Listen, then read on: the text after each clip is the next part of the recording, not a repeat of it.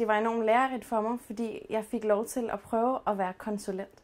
Altså jeg fik lov til at prøve at komme ud og fortælle og vejlede i, hvad vi mener ville være løsningen for dem.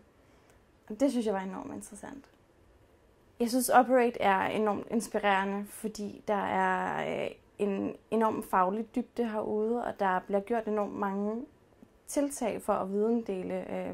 Der er Operate Academy og Lunch and Learn, hvor at der er nogen, der kommer og fortæller om nogle konkrete ting, som man kan få en dybere indsigt i. Det synes jeg er enormt spændende.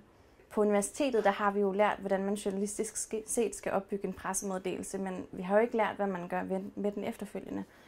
Herude der har jeg fået lov til at udgive en pressemeddelelse via Ritzau, og jeg har fået lov til at ringe til en masse medier og versionere nogle historier og pitche dem til dem, så det synes jeg har været enormt lærerigt. En anden ting, jeg synes, der er enormt cool ved Operate, det er, at når vi sidder til sådan nogle kampagneudviklingsmøder, så kan den bedste idé lige så vel komme fra praktikanten, som den kan komme fra en af direktørerne. Det synes jeg er enormt cool. Det var en lille smule grænseoverskridende i starten, at man sådan følte, at man skulle leve op til noget, men alle idéer kan bruges i en brainstorm, og det har været enormt fedt. Og der er også nogle af de idéer, jeg har kommet med, som er blevet taget videre, og det synes jeg er enormt sjovt.